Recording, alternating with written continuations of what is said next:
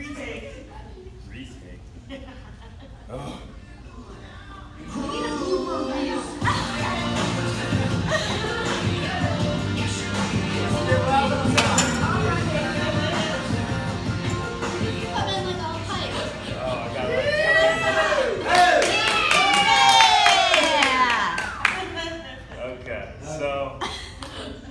Nice to meet everybody, finally, and more people. So pretty much we're going to start with you have to your basic warm-up before you do lifts like squatting or bench pressing. You want to get those joints and muscles moving and functioning. So you have to get blood flowing. So usually I'll do like a row and then your calisthenics that we usually go through of opening everything, doing some squats. You got another face coming in? Yeah. Okay. He's going to learn how to squat in a skirt. Well, I'm not going to make him squat. I did not prepare for this. Yeah. If you guys want to, after we can work on some actual weights and whatnot. So you want to get everything moving, stretched out, loose. You want to have a pretty good sweat going before you actually start lifting weights and stuff. I usually, before I'm going to do any lifting, will warm up with a PVC pipe just to work on the form, and then an empty bar. And I'll do at least a couple sets with the empty bar because there's no reason to throw on a ton of weight and just go right into it until everything is feeling good, loose, and you can feel the joints move. So after you're warmed up and everything, we're going to pretty much break down the squat rack now. Can you take us through the warm-up with the PVC pipe? Yeah. We've got enough for it, but... All right, everybody get a PVC pipe. Let's actually get you guys to move.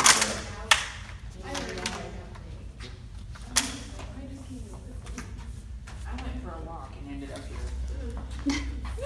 Really? Oh, good job, Chris. Can't be that bad, can it?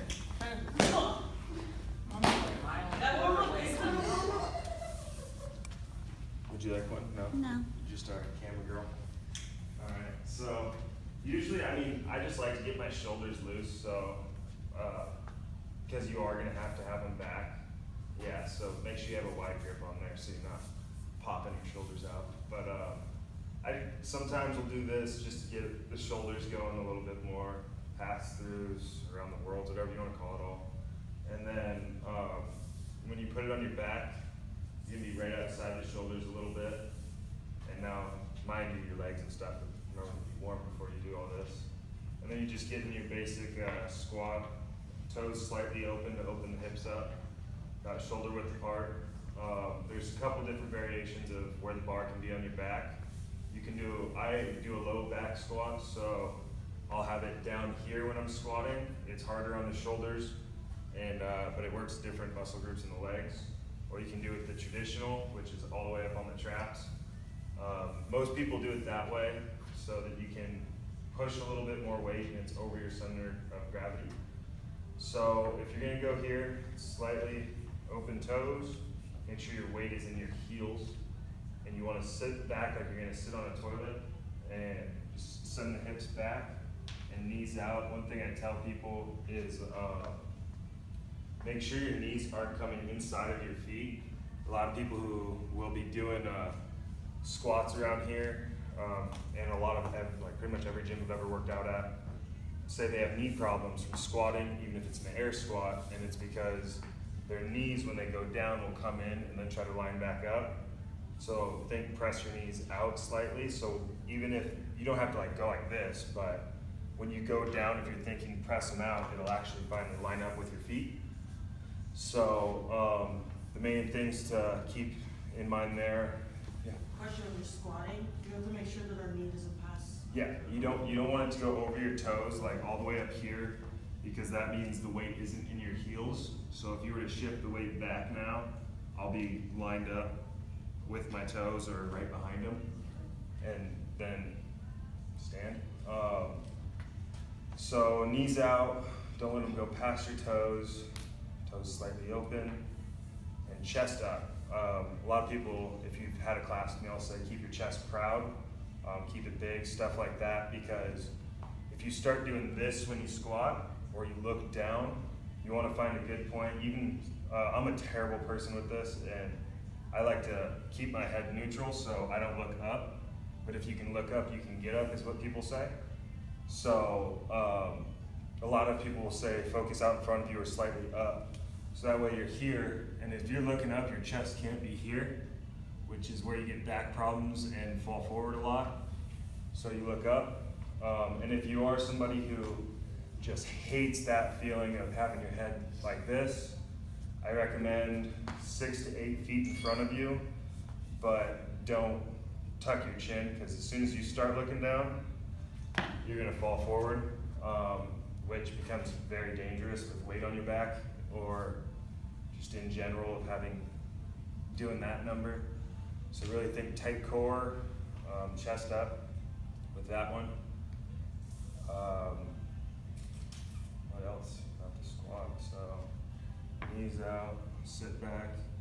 It takes a lot of practice to get used to that feeling, because when you first try it, a lot of people will have the issue of thinking weight back, and then right now you can see there's a gap underneath my heels, so they're still focusing, like putting all the weight on the balls of their feet forward, when you really want to press those heels in. So if I'm doing a heavy squat and I sink in, I'll actually pull my toes up, so that way I know my weight's back, and then I'll press down, flat feet all the way through. That's pretty much the basic necessities you need to know for squatting is press through the heels, big chest, and keep your knees out.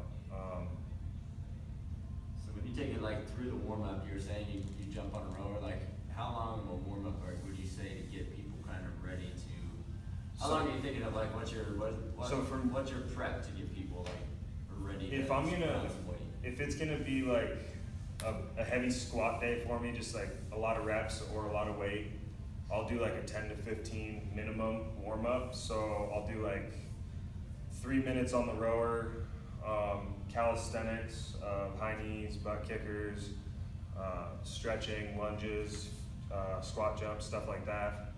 And then some static stretching against the wall.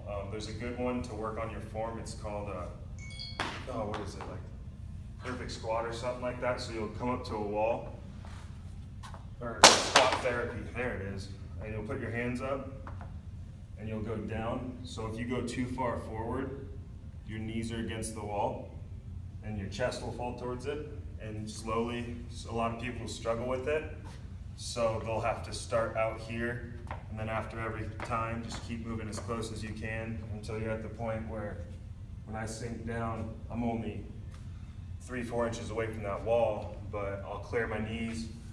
I'll be able to sit back deep enough so I'm not gonna have my weight shifted forward.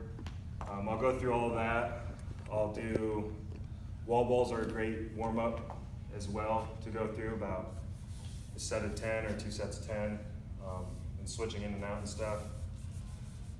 And by that point, you're gonna have a good sweat going. Everything's gonna be ready to move efficiently. And then you can get your PVC pipe or your empty bar and start doing warm-ups with that.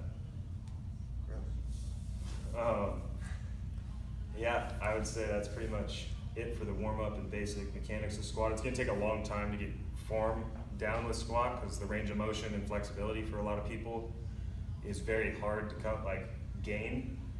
And one thing we will avoid here, even if you do struggle with flexibility, we'll just lighten the weight, but this is not a squat,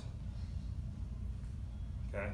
It's not a squat, that's bending the knees. So we're gonna make sure when we're getting it, even if this is as low as you can go for flexibility, we'll keep the weight light, and we're gonna stretch and work on light weight until we can get a full squat.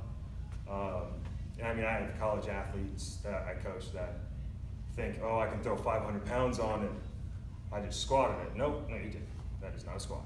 So we will get everybody eventually to good mechanics and be able to do the full range of motion and get healthy joints, because flexible muscles are strong muscles. So we're gonna work on that. Any questions on mechanics or warm up so far? Nothing? Anything, Jeff? Why don't we take them through, like, adjusting in kind of the pieces of the rack. Okay. And then maybe, once we got bars and everything, we could actually have them start doing some squats and we can look at form and each individual kind of working on it. Yeah, we can do that. So for a quick breakdown of the, Come on up, guys. Come on. yeah, I won't bite you. You can compose. Dad might play Yes, he this. does. So for a breakdown of this, it's, I don't know how many people have any experience or any at all with squat rack. Kind So these are your safety arms. These you want to adjust. So for me, these would still be kind of low. Some people recommend that when you go down, you should just touch them. So if I were to go down, I would want them set to about a 9, so that way I could still clear out and get out from underneath it if I wasn't able to stand the weight. Some people want it a little lower. I have. Please show what you mean by clear Yeah. out. So this is how you adjust it, by the way. Pull the little pins. It comes off. Come on, 9. This too. Let's take this one. You can jump. Probably just come up to like 8. That's fine. Okay. Well, I'm only at 8, so. Where you at? Did you put it in the hole? Yeah, I wasn't gonna say anything, you know. That's typical vocabulary around here. Yeah. Okay. So for clearing out, what I meant by that was that sometimes you'll get to a weight or even a rep where you just physically can't stand it and you're trying, you can just roll it off and step forward. And most people will just drop their hands, just do everything you can to walk towards the mirror, because we don't want it to be having this happen where if those arms are too low, and let's say they're down at like the 4, and you're here, and you don't clear, then you have however much weight on your neck. And that can, as people know, cause some serious injuries. So these are literal lifesavers to make sure you have adjusted. Some people, other places, once you get the technique down of how to bail, don't even have to use like the rack itself, because you know you'll get the feeling after you squat enough of that's not moving. So you just drop the arms and walk out, and these can drop. It's not going to break the bar, and we'd rather have somebody safe and unbroken than have a broken bar. We can replace this, but you can't replace the ability, you know, to live and all that good jazz. So these are your safety bars. Always use them. These are going to be adjusted the same way. These are your the bar holder itself. For me, it's going to be a little bit higher than that. How are you judging how high So you want that? that's what I was going to show once I got there. So this is going to be based off of pretty much where you can walk underneath it. So for me, it's going to be just a little shorter, so when I get underneath the bar, I can get here, and my legs are slightly bent, so I can stand up with the weight. You want to make sure when you approach the bar, I'm just going to put it up, make our lives easier, that you have 2 feet secured underneath it. You don't want, oh shoot, you can tell I don't mess with this. Is that right? Yeah.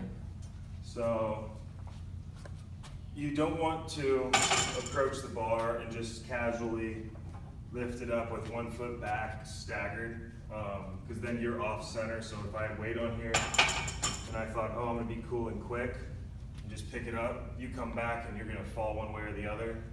So make sure when you go to get the bar off, you come up, you get underneath it and comfortable, and that's it right there. You just stand up, slowly walk back, and then you're set, tight abs, and start the squat.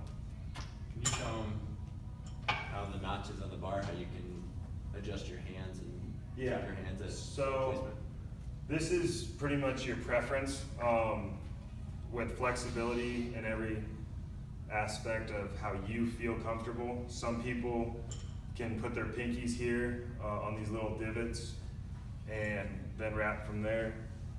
I have some athletes who have zero flexibility who will actually put their hands on the weight so their forearms are on the bar because it's not going to roll back because they're pushing forward. Some people will come really in close so that way when it gets really heavy you can press straight up with your arms as well to try to get a little extra something. It doesn't help a whole lot, but for comfort, like your comfort level, wherever your hands are the most comfortable for you, just make sure they're equal. So you're not gonna come up and have one arm out here and the next one's like all the way in here. You're just gonna be all sorts of cattywampus. So yeah, you can use these grooves. It's gonna be a learning curve after you start squatting and get comfortable with it, where you feel the best at. Basically, like with your fingers, I mean, you can use whatever finger you want, Yeah. you know, just but you keep have moving your down. two different, and you also could go off of thumbs, off of this Yeah. inside. You know, so depending on where your flexibility is, you just want to find so that your hands are even on both sides of the bar. Use those grooves to kind of put your, whatever finger it is, each side even on your shoulders before you even get going. Otherwise, like you said, just like stepping back with one foot, you're going to be off center, which is going to throw your balance one way or the other, and it's just going to start you off in a bad start. Yep. And then the next biggest safety thing that you want to do is, if you're using the safety arms, is use your clamps. So you throw your weight on, throw this on, and lock it in. So now let's say somebody's working right next to you or wherever, and you get a little wobbly and you don't have a clamp on, all that weight is sliding off, and not only is that sliding off, that other side of the bar now that has no weight is gonna do a very fast flip all the way over and hit whatever's on that other side.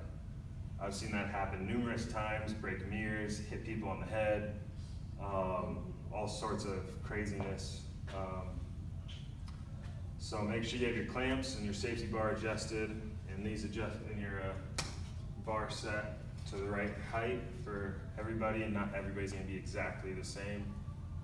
It can be a little shorter if you're more comfortable starting out a little more squatted to feel that weight as you press it up a little bit, to know right off the bat, I'm not gonna be able to squat this, or I'm gonna be able to squat this easily.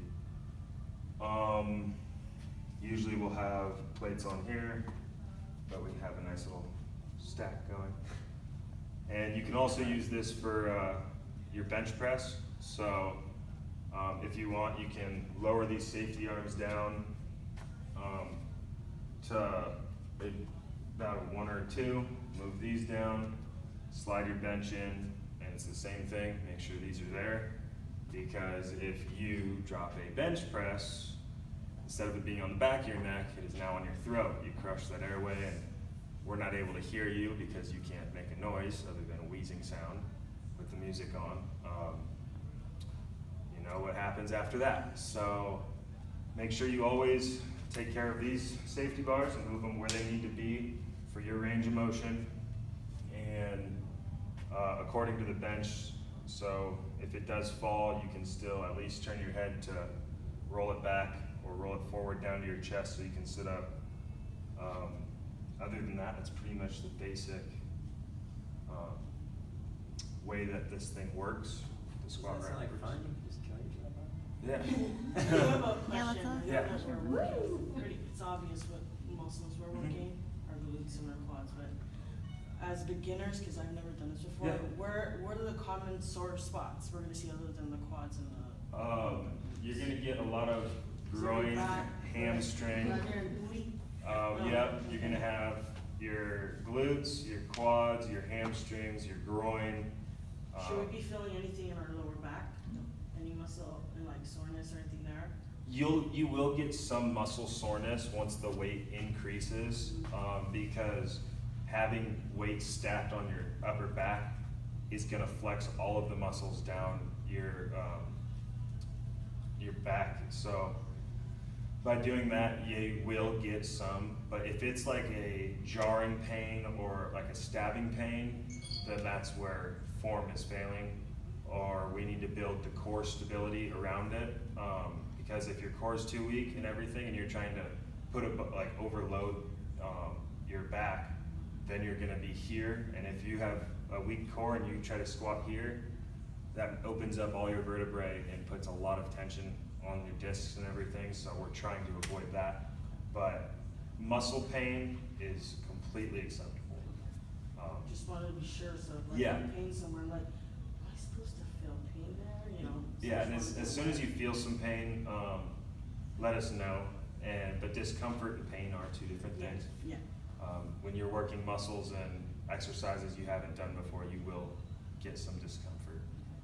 So, nope, that's a good question.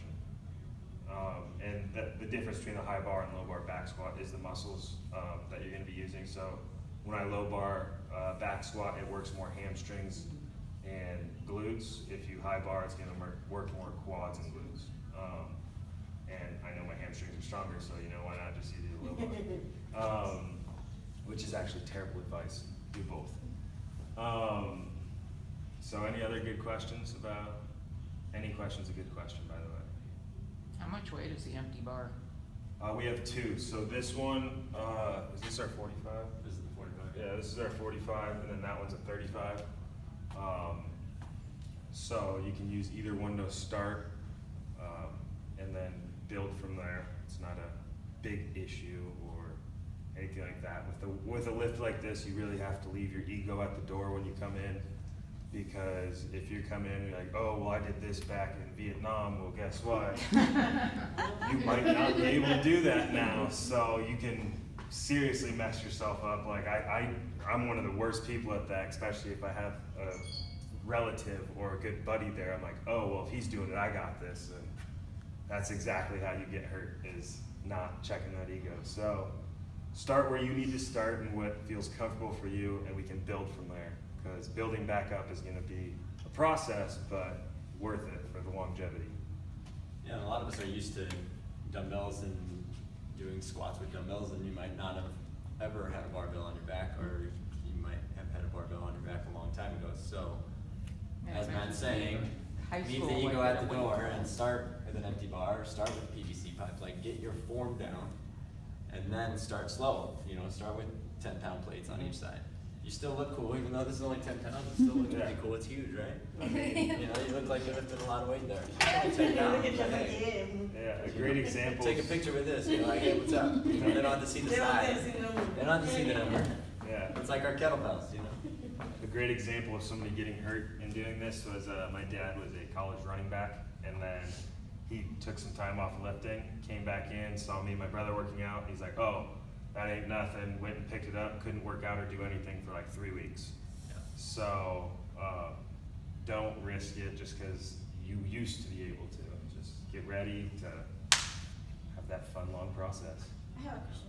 Yeah. How would you break down sets when you start? Really depends on kind of like the day, if you had worked out already or if you haven't, and usually you'll work something in with your squats.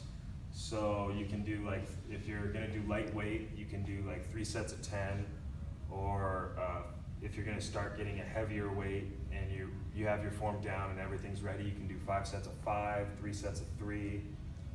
It really depends on how many things you're working in with it and what your goal is for that day. So if it's your very first day of squatting, and your first time using the bar and some weight and stuff, we would probably have you do like 4 or 5 other exercises with it, and we would have you do 2 sets of 10. Because we wouldn't want to overload that first day of coming back to it and trying to really figure it out. So we would have you just start off, how did this 10 feel? And if you feel after doing 2 sets of 10 that your body needs more or you want more, it's really what your body tells you at the end of the day. And you're like, well, I know I got at least 2 more sets in me. I want to feel dead tomorrow, but not hurting. Let's do 2 more sets of 8, something like that. So depends solely and completely on what you're doing with it, that workout that day. Did I answer it or? Hmm? Okay.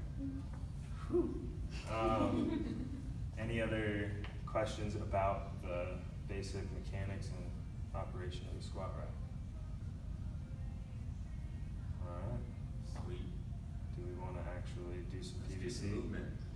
Yeah, we can have people just with your PVC, if you wanna use the empty bar, whatever you wanna do comfortably. I wouldn't recommend we throw any weights on today. I just wanna learn how to move the arms and. The arms? Yeah, Sure. that's.